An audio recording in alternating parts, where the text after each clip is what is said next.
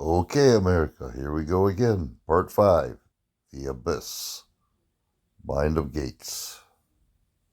I'm going to reveal the answer to you throughout the rest of this video, along with the real solution to this problem for my favorite economist, Milton Friedman. Step number 3, central planning Malthusians versus free market capitalists. Or another way to look at this is Klaus Schwab versus Milton Friedman. So we start this step by having to go back in time. Let's go through a story of how we got to where we are today as far as the global elite's worldview. It starts in 1800 with Thomas Malthus. This is really the first person that became popular by discussing how the world has a finite amount of resources, and therefore, if the population continues to increase, like we talked about in step number 1, we would have a big problem.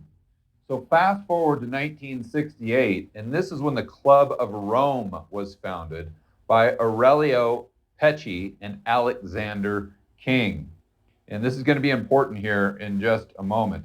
And just fun fact here, one of their founding members was none other than Pierre Trudeau, Justin Trudeau's, well, supposedly Justin Trudeau's father. But the Club of Rome was really just a bunch of Malthusians that were really trying to just rebrand the ideas that he had back in the 1800s. Then in 1971, Klaus Schwab starts the World Economic Forum. It wasn't called that back then. I think it was still in Davos. But this is where it all began.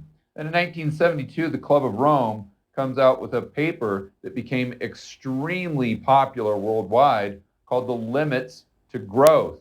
And again, this was just repackaged ideas from Thomas Malthus, saying that we have limited resources and therefore we need to intentionally reduce the population growth and intentionally reduce the consumption of those resources. And when I say this paper gained international recognition, I wasn't joking. In fact, some MIT scientists took these ideas and tried to plug it into a computer to figure out when the world would come to an end. I actually found a YouTube video on this. Editor, let's cut to the clip. It's not some science fantasy effect from 2001. This electronic display emanating from Australia's largest computer is a picture of the condition, past, present and future of planet Earth. The program was originally devised by a scientist working from the Massachusetts Institute of Technology, Jay Forrester. It was developed under the auspices of the Club of Rome by an MIT research team to present a complex model of the world and what we humans are doing to it. The program, called World One, doesn't pretend to be a precise forecast.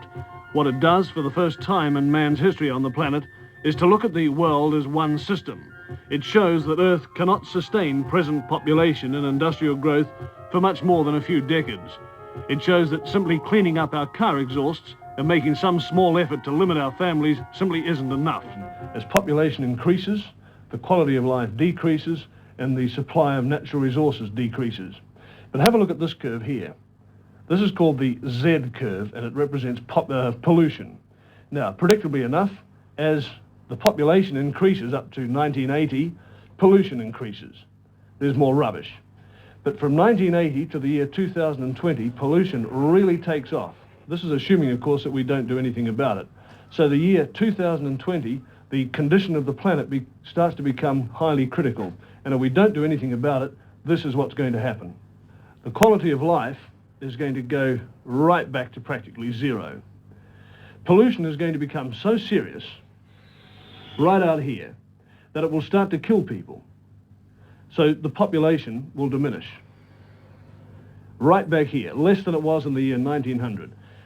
And at this stage, around about the year 2040, 2050, civilized life as we know it on this planet will cease to exist.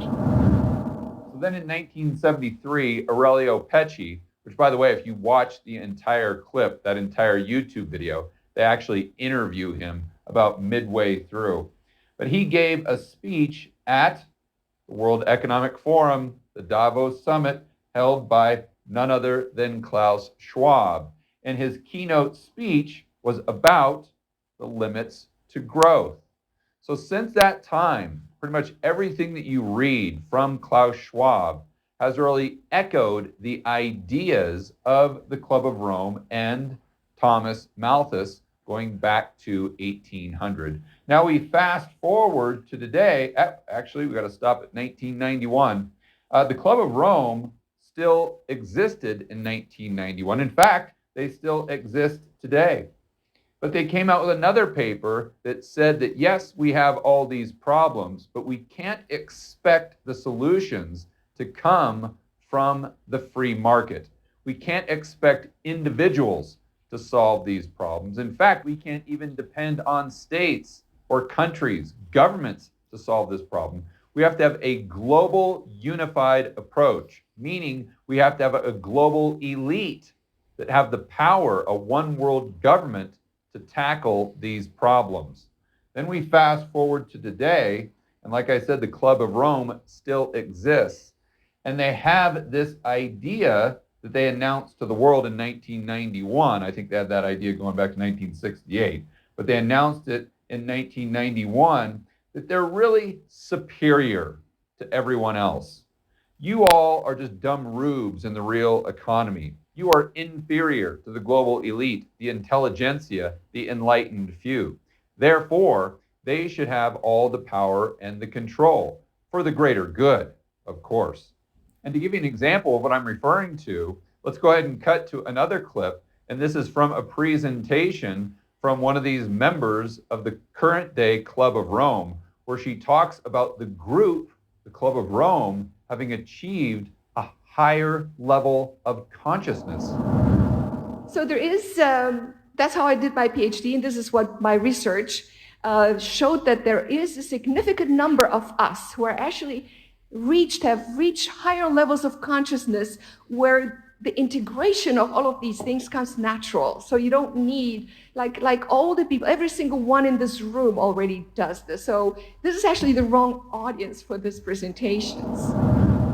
So once you understand the global elite, like the World Economic Forum, the UN, IMF, Club of Rome, once you understand they're all Malthusian, they have this worldview, and they have a view that they are superior and you are inferior, everything they do and say really starts to make sense.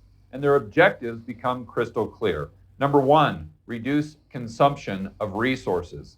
Number two, got to limit population growth, or maybe even decrease population growth. And then number three, they need to have all the power and the control. So is it any surprise that they want you to be poor so they can continue to be rich? Or as my good friend Dr. Chris Martenson says, they want you to take cold showers so they can continue to fly around the world in their private jet. So I know a lot of you are watching this video right now and saying, okay, George, I get it. These people are completely psychotic, insane, and their quote unquote solutions will only make things worse. So what should we do? What is the actual solution?